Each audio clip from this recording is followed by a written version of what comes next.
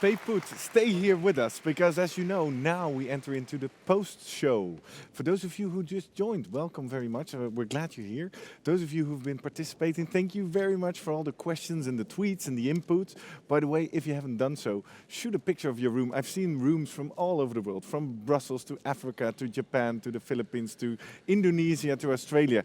Beautiful. If you want to know what I'm talking about, do a search on Twitter for #AssociationBidding, and you see all your friends and colleagues from all over the world joining together here in Amsterdam. In a minute, we will get the panel from stage right here in the room, and to actually answer more of your questions, to get really practical and to make sure you get the most out of this experience. First, I'm going to have a chat with some delegates who participated in the parallel event in Thailand. But before I go there, I want to highlight this. Martin was waving this little document on stage. It's the association bidding manual, and it's actually in our virtual goodie bag, together with a heap of other documents that actually can make sure that you continue your learning. So if you haven't done so, scroll down to the page a little bit and register. Leave your details, so you get a link to the virtual goodie bag, but also you get notified when the recordings of these events are available, when the findings are published, and when you can continue with us. So if you haven't done so, make sure you leave your details. Now let's go to Thailand and see what the experience was like for them over there. Well, we have someone in Thailand who's been sitting there ready for us.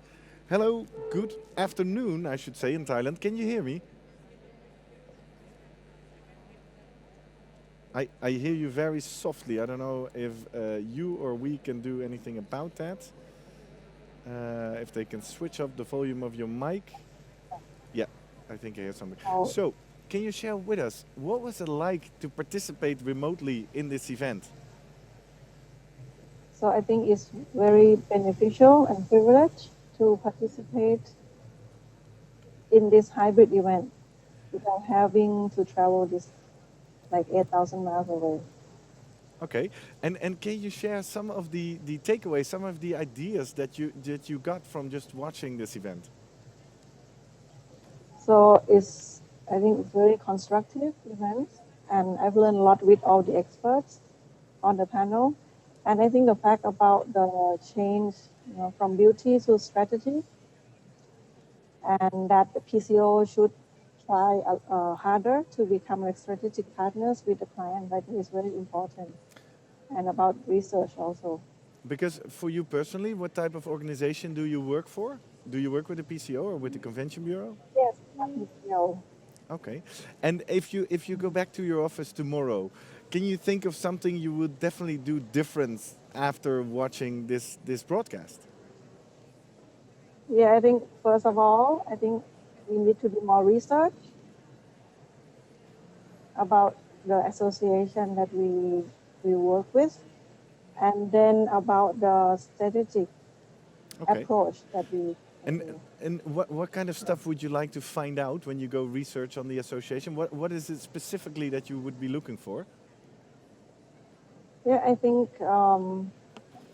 about the sponsor, and then about sponsorship, and also like exhibition sales, something like that.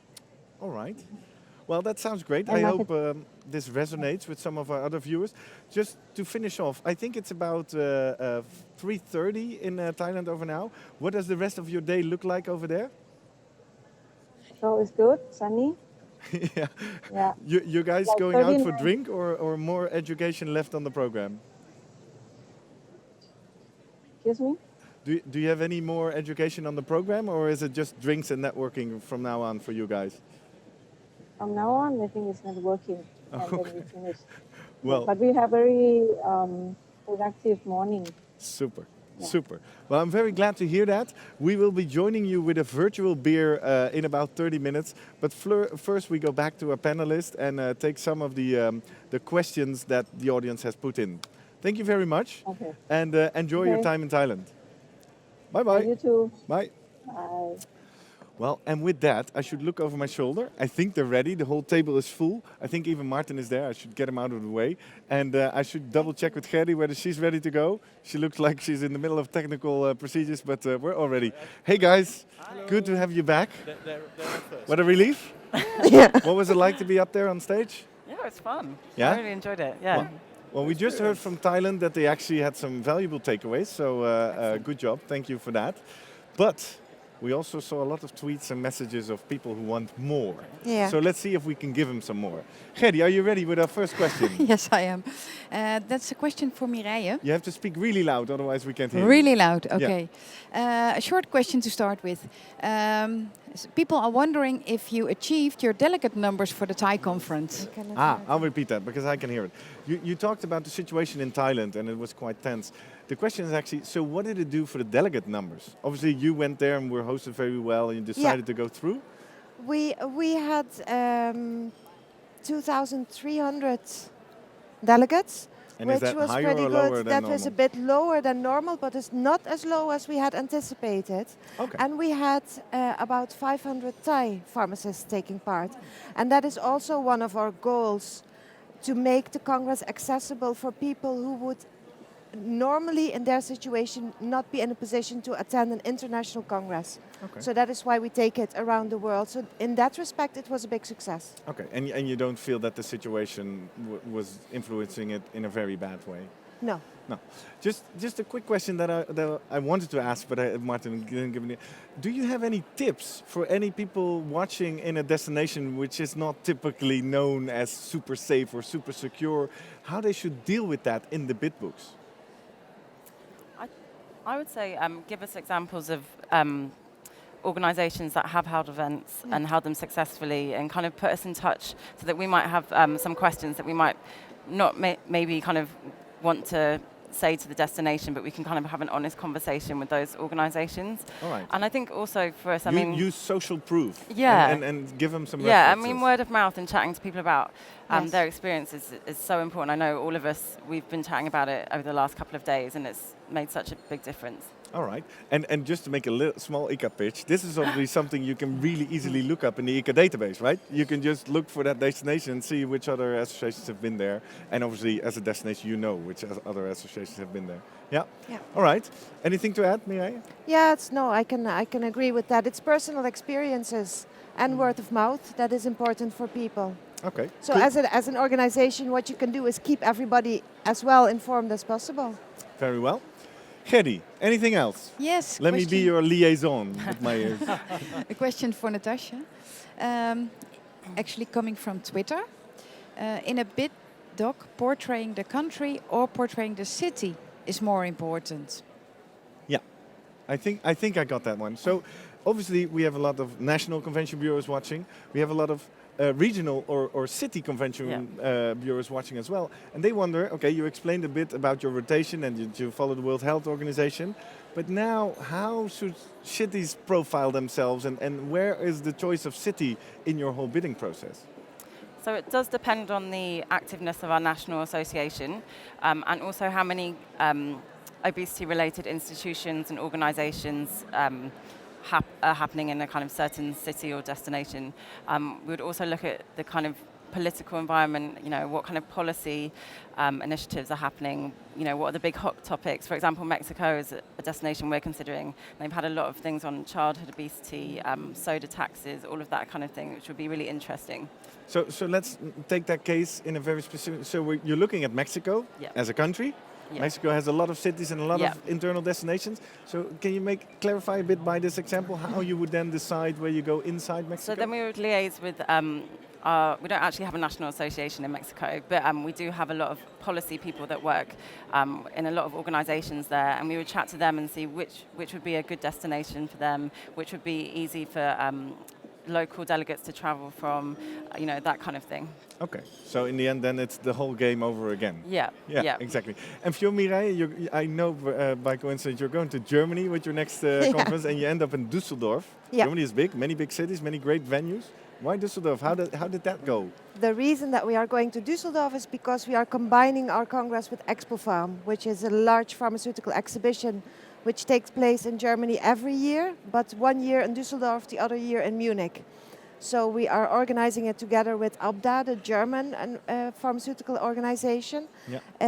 And we thought it would be attractive for our delegates to offer them the opportunity to also visit Expo Farm. It's now included in our fee, because Expo Farm has about 25,000 visitors normally. Wow. So that is why we chose Düsseldorf. That's very smart. And I think, Juan Jose, in this case, it's a very strategic motive to choose that city. I think the beauty element can come in here as well, right? If you team up with a Tour de France start or some kind of sport, it's something. What is your experience about that? Well, I think I mentioned before, you have to comply with all the requirements and going to the rational side. And once that you comply, maybe the emotional side makes the difference. Yeah. And from there, I think that the most smart way to do it is to, through ICCA, for example, see where the previous conference has taken place and what they did there about activities, social events, and understand much better the culture of the organization and offer a custom-made program complying with those requirements to the association. Yeah, and if they're really fond of kayaking, you should put forward your kayaking capabilities. Well, kayaking plus something, with some added value, but I would say something on that, no? But really to custom that, and that really will make the difference. Yeah. Once that you comply with the rational side. Because actually history has proven what kind of stuff they like, right? Yep. You can just look it up. Yeah, and put that forward. or ask the ICCA member who handled the conference before, what Exactly. destination was or Exactly. whatever. Yeah. Yeah, cool. Very nice tip. Gerdie. Thank you. This is a question for Juan. Ah. If you can explain a bit more about big data and destination selection process. Okay. Yeah, I think I saw that message coming in. It's from Alexander. Alexander. And he's been a regular. You were there last year as well. And he's wondering, so you talked about big data a bit in your opening interview.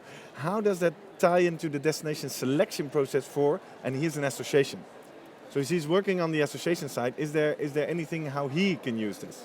At the moment, first step was the tool was designed in order to identify for a destination the local counterpart, who was the most active pharmacist or in the nutrition in the country. Second step was identify that person plus see whether he's active in a conference or not. So whether he attends your conference and you know that. The next step is about boosting attendance and about identify sponsors. So the tool is going to be able to recap all the information that you have of all your previous congresses and which companies around the world are working in your field. And that tool is going to provide really added value because we've been talking about boosting attendance and identify new sponsors for the conference, and that will help a lot. So that's the next step. Okay. So back to the question of Alexander, in destination selection in general, it doesn't really help him at the moment because he doesn't have access to the tool? In destination selection, no. The tool what provides is an added value to that destination that using the tool. Exactly. So it provides an added value when you are complying your bid book in order to submit an offer to these clients. Exactly. But I'm trying to see if he can get any value. Once you have the destination, you could maybe team up with an ICCA member there and ask if you can sit next to them. Yeah. Because the sponsorship opportunity is still viable, right? If you team up with the Düsseldorf Convention Bureau, ask them to sit you down and show you some of this research, that could work. All right, well, Alexander, I hope that answers your question. At the moment, the big data tool is mainly for the ICCA members, but get involved, I should say. All right, Gerdie. Yes. What else do we have? Well, a few questions about the roles of CVBs and PCOs, which I'm selecting one of them, which is from Ayan Zainalova. I hope I pronounced that correctly. And how we, being a CVB, make sure that we are actually not competing with PCOs in our network. Exactly. Let me repeat that for you guys. And let me first say a big wave to Ayan, because I think we had some contact beforehand. I'm glad you're watching, Gerrit? if I'm correct. Perhaps we can combine that with a question from Hendrik van Arnold, who is asking if the CVB should actually do more of what the PCOs were doing before, can they then charge the client? Okay, so we go into the area of the relation between convention bureaus, PCOs, like we have on the table. First question that comes up, how do convention bureaus and PCOs know if they're not competing from the same destination, right? Is there a way that you are providing who is bidding? Are you opening that up to the people participating? Yeah, I think if if destinations ask, cities ask who's bidding, we'll be honest about it and tell them. But only if they ask. Yeah, generally, actually. Yeah. So that's a first step. You should ask. Who am I competing with? Yeah. And in your case? We haven't had that situation before. Exactly. Really? It's not like we're overwhelmed with bids. No, absolutely not. It's maybe between two cities in the same country, but that's the maximum of competition that we have. All right. And for you, Well- Jorge, do you recognize this problem of PCOs and convention bureaus working next to each other instead of together? It's not a problem, it's a team. Yeah, it should be a team, but apparently one of our viewers... It's a team. The only way is that when a PCO is bidding for a conference, we're ensuring our business. I mean, it's a matter, if the destination, the CBB wins the bid, there will be a tender to identify a PCO in town to run it. So if you go for the bid and put the CBB with you, you're ensuring the business. That's the process. Yeah. What we really do, and that's what important for us, is that first question we do when we're going to bid is who is bidding, which destinations are bidding. Yeah. Okay. So once that we know a destination, we do a lot of research to see if it's a decision making like they have, who is in the board of the association. So I can give you an example. We're bidding for a conference and we saw that the elected president were competing with Cape Town, another city, and we knew that the elected president was from South Africa, from Cape Town. And the decision was made by 3 people. We didn't play, we didn't bid. Yeah. You're losing time. Yeah. All right. So what you're actually saying to our viewers, you should really pre-qualify and like Yeah, with I mentioned entrepreneurship- that 10 times on the stage. Fail fast. Okay. Fail fast. Yes. All right. And now, okay, let's leave it at that. Gerdie, next topic. And now we go to the juicy stuff because obviously Yes, we touched on it on stage a bit. Yes. Next topic is subventions. Yeah, Hot let's talk a topic. little bit more about the cash and the subventions. I got a few questions on that Come on. point. More money. More money. More money. problems. One I of wanted them to use the is song Money. to Juan Jose. How would you suggest to eradicate subvention from our industry? Yeah. That's one question. Other question is, why do cities with bigger subvention funds always win bids if money is not key factor? Okay, that's interesting. So the viewers observe that apparently we're all saying it's not the key factor cash and it's like 12% in the vote and it's all strategy. But Yeah. why do the cities with the big subvention funds always win the bids? Do you recognize that? I think there's a correlation between the cities that have the biggest subventions also being the most accessible. Generally, that's the trend that I find. So that's my general observation on that. So you would say it's an upward spiraling circle of being Yeah, in I a good think- location, having more meetings, having more budget, having more subvention Yeah. available, blah blah blah. Yeah. And what would you say to smaller destinations like the second tier cities or second tier countries? How can they start to play a role in this? I mean, it's a tough one because similar to what Juan Jose said, we would factor on accessibility. That's the major thing for us. Infrastructure, is there a building that can hold us? There are so many other factors that also play a really important part. So when it comes to the amount of subvention, obviously, it's important for us when we're looking at the bottom line, but generally there's lots of other factors that have already helped us make the decision and it's not based on subvention, even though it's important because it helps us make a profit. Exactly. And how's that for you, Mireille? For the more second tier, as we call them here internally in ICCA, so the less prominent destinations, what can they do to actually take a piece of the cake? Offer practical Yeah. services to Congress delegates, like for example public transport tickets, a welcome reception maybe, or not just cash for us, but something for the delegates. And that is a win-win situation because that's also a chance for the city to promote itself. It's not just FIP being promoted.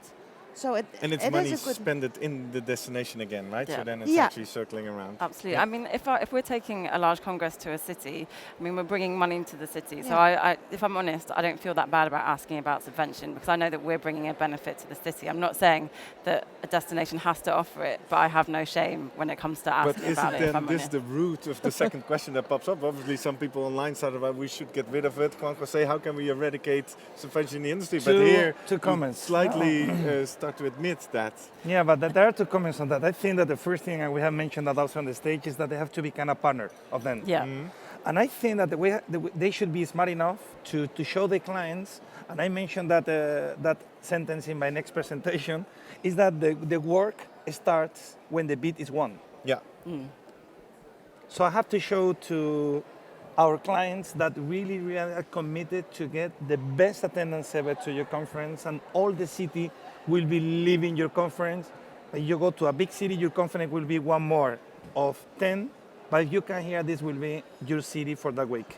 So there are a lot of ways to play with that, and once that you fulfill the rational criteria, again, you can go to the emotional side and play with those matrices with them in order to let's say, to look more sexy, no? When making the decision. Okay, good, good. Well, I'm looking at the clock, and obviously we need to get out of this room before the next session starts, and Martin started looking at his watch, so, and I'm going back to him as I promised. So let's do this. In case you just joined us, rest assured, because today at 4 Amsterdam time, we're going to rebroadcast the session that we just recorded on stage. But the good stuff is, after we air that rebroadcast, you guys will be back here in the same position. We'll be darker, it will be later. Maybe I hope we still look the same. Yeah, exactly. But we can take some of the questions that we didn't take yet. But we can also, you can invite or urge your colleagues or friends that you know that didn't see this already to actually join us back this afternoon.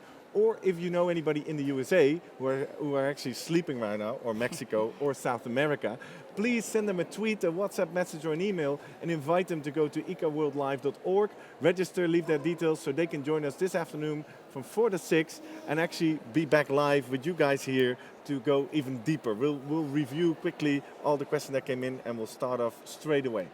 So with that, I'd like to thank you for now. Thank you. I'd like to see you back this afternoon. Would be about 5:30, I think.